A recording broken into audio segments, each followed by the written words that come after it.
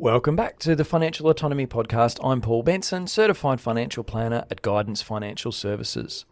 You're listening to another episode in our Financial Essential series, where we're bringing back some of the most useful conversations from the Financial Autonomy Archive. With more than 400 episodes in the back catalogue, we wanted to make it easier for you to get to our best episodes. The ones that answer the questions we hear again and again, explain the core principles of good financial decision making, or give you a useful way to think about your money. Today's episode is one of those. It's a practical one and a good reminder that often the most useful financial ideas are the ones worth coming back to. Let's get into it. Welcome back to another episode of the Financial Autonomy Podcast. My name's Paul Benson. Thanks very much for joining us. You're busy with your career and personal life. You don't need your wealth creation plan to suck up hours of each week. So how can you best put your earnings capacity to work to secure choices for you down the road without the plan adding to your already full schedule? This week I'm sharing 7 ideas to help you build wealth efficiently. Now, I know we've had quite a few new listeners over the summer months. So if you're one of those, I just wanted to make you aware that in addition to us releasing the standard weekly Financial Autonomy podcast, we also have a weekly email that goes out every Friday morning called Gaining Choice. And the two mesh together quite well. So the podcast content is generally timeless kind of content. So we often record depending on our schedule, but they might be recorded a couple of months out from when they actually go live. And the intention is that that's content that's evergreen, that's always relevant. There's a few episodes where that doesn't work, but for the most part, that's the case. The weekly email, on the other hand, because the production time is much less, that gets written usually at the end of the day on a Wednesday and is out first thing Friday morning. So in the email, we can have what's happening in investment markets right now, or, if there's some sort of recent government announcement or something like that, we can have really what's happening right at the moment. The Gaining Choice email also has, the latest podcast episode that's out. It has some figures around what investment markets are doing. And we've got a brain food section that just has some interesting things from around the web.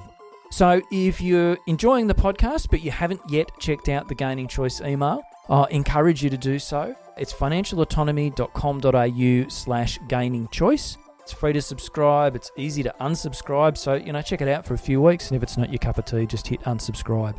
But do check that out because it's a really good complement to what we do here on the podcast. All right, well, look, let's dive into this week's episode, Building Wealth Efficiently.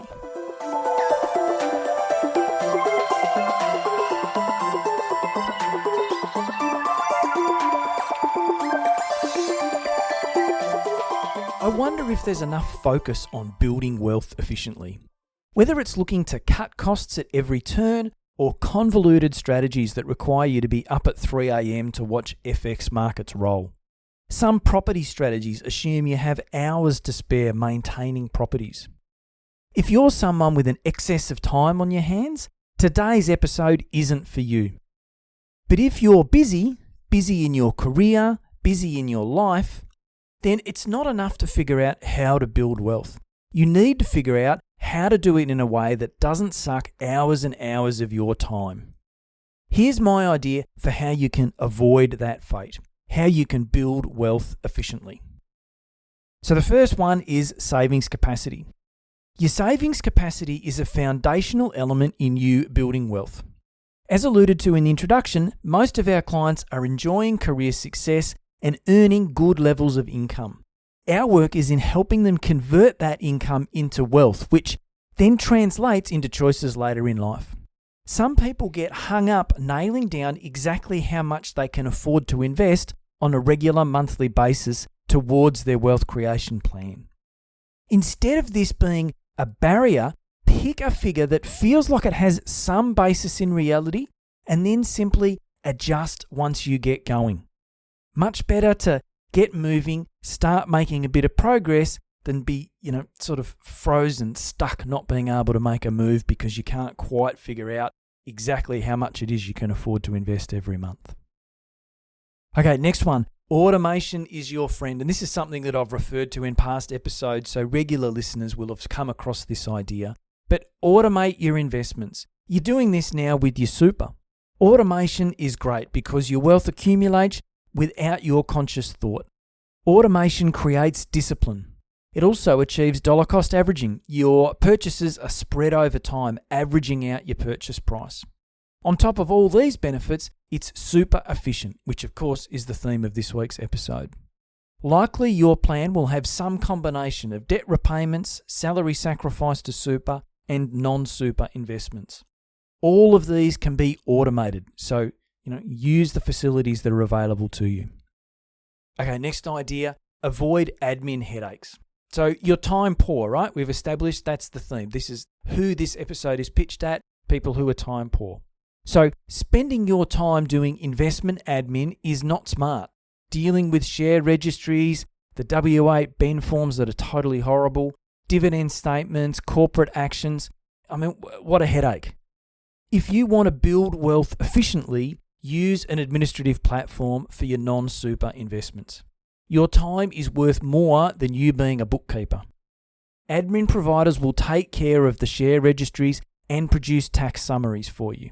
Plus, no dividend statements for you to file. It's a massive time saver and it doesn't cost a lot of money to have an admin provider take all that work off your desk.